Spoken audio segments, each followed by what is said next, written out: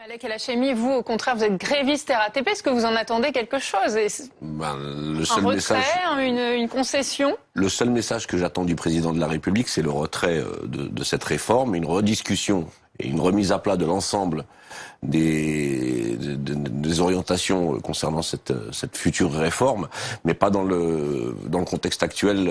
Avec des négociations à partir du 7 janvier, on a du mal à imaginer une annonce. Mais avec un élargissement, parce qu'il y a beaucoup d'idées qui sont mises sur la table, mais qui ne sont pas écoutées, qui ne sont pas acceptées par les politiques. Vous êtes vous-même gréviste à la RATP, vous êtes plutôt sur quel credo en quelque sorte? Vous demandez le retrait pur et simple ou finalement ce sont juste des aménagements que vous attendez? Non, le retrait total parce que le système de retraite qu'on a actuellement peut être amélioré.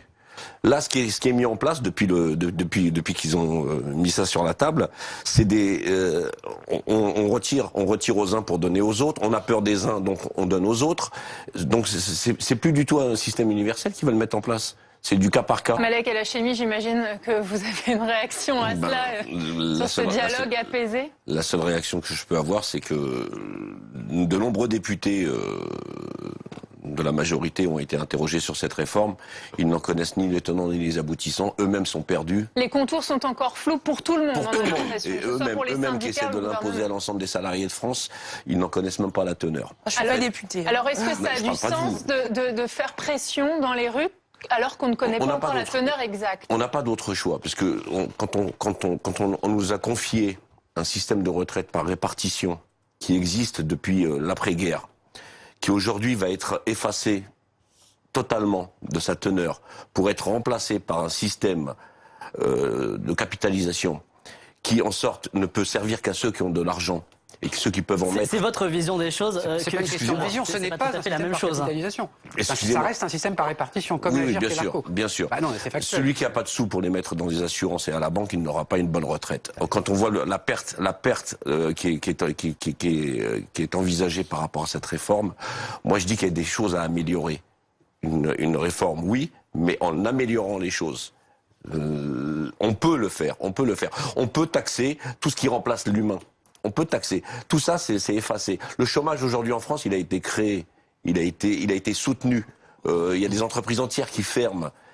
Pourquoi? Pour être délocalisées. On s'éloigne néanmoins du sujet là. Pour le coup, on n'est pas dans la réforme des retraites. Mais aujourd'hui, s'il n'y a pas assez de cotisants, c'est à cause de ça. S'il n'y a pas assez de cotisants, c'est à cause de ça aussi. C'est à cause du chômage qui grandit en France. Non, il ne grandit pas, il diminue le chômage aujourd'hui en France. Oui, bien sûr. En effaçant les gens qui ont... En les sortant du système. Enfin, monsieur, excusez-moi, c'est les chiffres, c'est oui, bien sûr.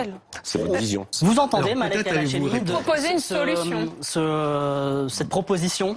Cette proposition, il faut savoir une chose, je suis désolé de vous le dire, mais beaucoup de Franciliens, beaucoup de Français soutiennent cette grève parce qu'ils ne peuvent pas eux-mêmes faire grève. Donc, quand on marche dans la rue et que on rencontre des Français qui nous disent continuez, vous êtes les seuls à pouvoir porter notre voix. Ils préfèrent la grève blocage à l'heure actuelle, la grève de gratuité. Vous leur demandez. Il y en a beaucoup qui nous soutiennent dans le système actuel. Non mais c'est pas le problème, on est bien d'accord, il y a beaucoup de gens qui vous soutiennent, c'est évident. Oui. Je dis simplement, est-ce que vous avez posé les questions aux usagers? Préférerez-vous la grève blocage actuelle ou la grève de la gratuité qui ne vous cible pas? Bien sûr qu'ils aimeraient qu'il y ait la grève comme vous la soumettez, c'est-à-dire de la gratuité. Il faudrait être bête pour dire non. Mais en attendant, c'est notre seule façon de nous faire entendre aujourd'hui dans le système actuel avec un gouvernement qui est obtus, qui veut rien entendre de ce que nous portons comme voix. Il est sûr et certain qu'un blocage il est nécessaire. En attendant, il y a aussi autre chose que je voulais vous dire. Si ça s'améliore au métro et à la SNCF, puisque je suis de l'intérieur, donc je peux vous le dire, c'est que nos dirigeants font appel aux cadres. Les cadres qui ont un devoir de réserve. Il n'y a pas moins de conducteurs en grève. Ça va augmenter, rassurez-vous. Mais en attendant, les cadres ont un devoir de réserve. Donc derrière, dans les coulisses, ils nous soutiennent. Et devant, ils sont obligés de prendre le manche pour remplacer les conducteurs en grève. Et ils en ont marre. Eux-mêmes en ont marre, ils font des heures pas possibles. Donc si ça s'améliore, c'est aussi parce que ils appellent les cadres et ce qu'on appelle la réserve générale, c'est-à-dire des assureurs, pour remplacer les grévistes. Vous entendez l'agacement de ces usagers? Est-ce que ça peut avoir un impact sur votre mouvement? Là, on est entré dans la 4e semaine de grève. À la rentrée de janvier, on nous promet encore des actions. Aller au travail sera compliqué. Vous entendez cette lassitude, quitte à perdre leur soutien?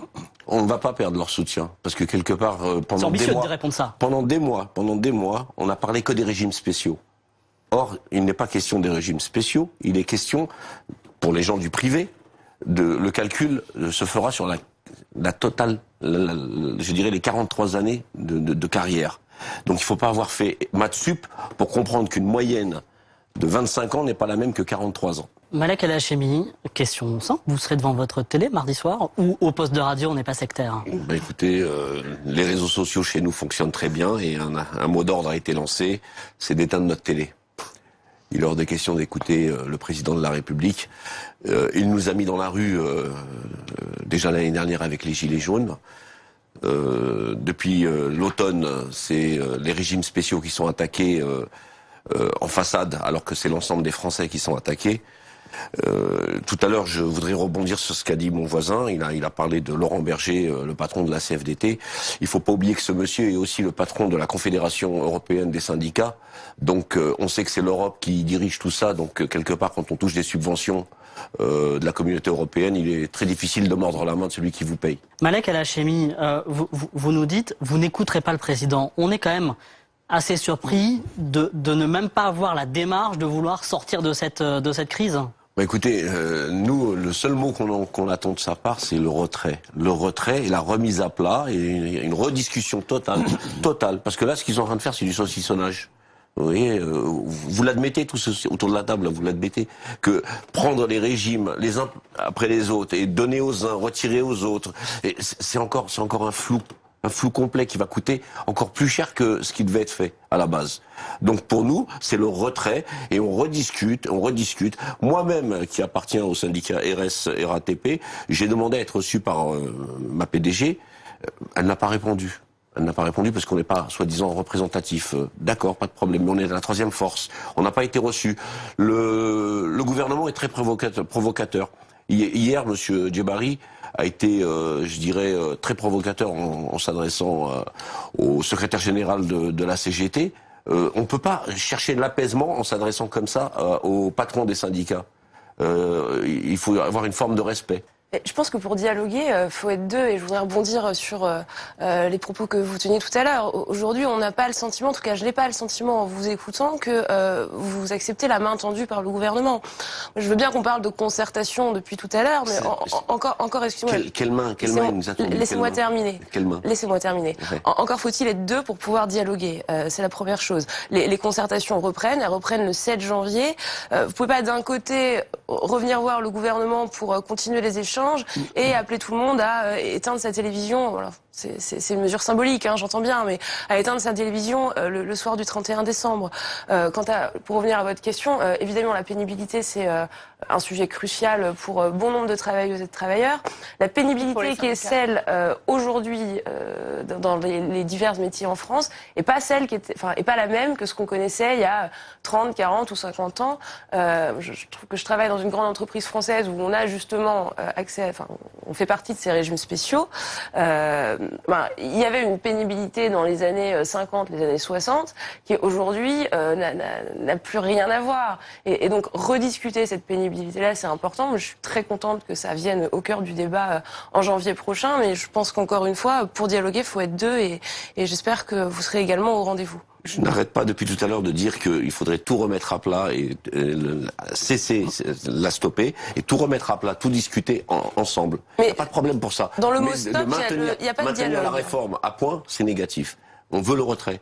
On veut le retrait et rediscuter. Vous comprenez que le système actuel, aujourd'hui, il ne peut pas perdurer. C'est ce qu'on vous fait croire.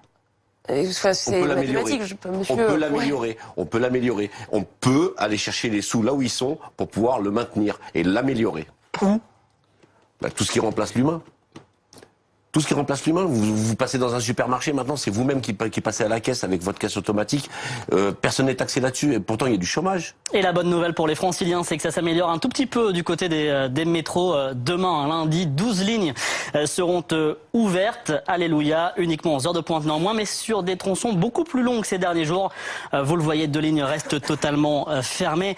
Malek El Hachemi, vous êtes secrétaire général adjoint du rassemblement syndical à la RATP.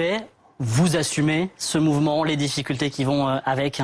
Bien sûr, on l'assume, on le soutient, puisque tous les matins, on est au piquet de grève avec les collègues, on soutient, et j'ai fait plusieurs assemblées générales au métro, au RER. Le mouvement s'amplifie. Comme je vous l'ai dit tout à l'heure, ce sont des cadres qui remplacent les conducteurs en grève. Et lorsque vous dites que les lignes seront ouvertes, il faut savoir une chose, c'est que c'est sur des tout petits tronçons. Les tronçons s'élargissent, ouais, précisons-le. Ils s'élargissent, mais en attendant, lorsque vous avez 4 conducteurs sur une ligne... Et il y a des lignes entières qui seront ouvertes demain, ce qui n'était pas le cas... Mais je vous invite à aller faire le terrain demain pour vous en rendre compte par vous-même. Comptez sur nous. C'est très compliqué, c'est très compliqué à gérer, mais en attendant, les gens font une partie le matin, une partie le soir, et ces cadres qui ne sont pas habitués à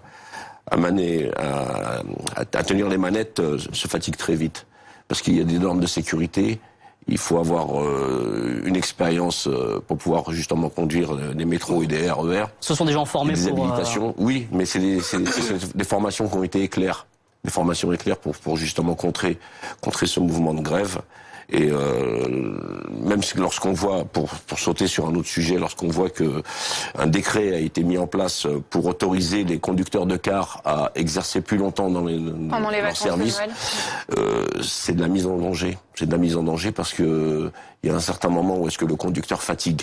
Donc c'est des prises de risque pour tout le monde. Nous disons avec certains syndicats comme Sudrail par exemple, qu'il y a d'autres formes de conflits, de combats qui existent comme la grève de la gratuité. Vous savez ce que c'est? C'est-à-dire les trains roulent tous, il n'y a pas de grève des conducteurs, et en revanche il y a une grève du contrôle des billets par les contrôleurs bien sûr. Hein. Ça c'est important. Et alors dernier point, nous souhaitons vraiment que le président de la République apporte un élément d'apaisement dans son discours de mardi. C'est la raison pour laquelle nous lui demandons, comme nous avons demandé à certains de ses ministres ou sous-ministres comme M. Djebari, qui n'a pas encore répondu, nous lui demandons de bien vouloir légaliser, en tout cas tolérer, la grève de la gratuité de manière à alléger le sort qui est celui des usagers quotidiens à l'heure actuelle. Malek El Hachemi, c'est réalisable ça, la grève de la gratuité, concrètement, c'est faisable? Écoutez, je vois pas quel poids on pourrait avoir avec la grève de la gratuité. Ça serait inciter les gens à travailler, transporter les gens gratuitement. Monsieur Delarue nous dit, vous vous trompez d'adversaire. Non, on se trompe pas d'adversaire. Les gens, je vous l'ai dit, ils continuent de nous soutenir et ils ont bien compris que ça les concerne aussi. Il n'y a pas de guerre entre les usagers et les grévistes parce que les grévistes perdent de l'argent tous les jours. Là, on va bientôt atteindre 1 mois de salaire de perdu. C'est très difficile pour nous, c'est très compliqué. Il faut maintenir les gens dans la grève, il faut continuer de les persuader, il faut continuer de les inviter à rentrer dans la grève. Allez dire ça dans les gares de banlieue et ce serait difficile à tenir comme langage. Hein. Donc nous pensons d'abord à la santé des usagers de banlieue. Mais c'est au gouvernement de lever le pied. Oui, mais je répète, par ce mot d'ordre, exigeons la grève de la gratuité du gouvernement de manière que vous puissiez la faire, et ça impacte énormément la SNCF, ça impacte la RATP, ça impacte l'État, et alors politiquement, inutile de vous dire que ça a effectivement quelque chose de très puissant, une grève unitaire usagers cheminots. Ce serait quelque chose de... Alors moi je pense qu'il y a également, et c'est vraiment le dernier point des derniers points, je pense que le président de la République se rendrait extrêmement populaire auprès de millions d'usagers quotidiens SNCF s'il disait « Ok, je décide de tolérer cette grève qui ne vous gênera pas ».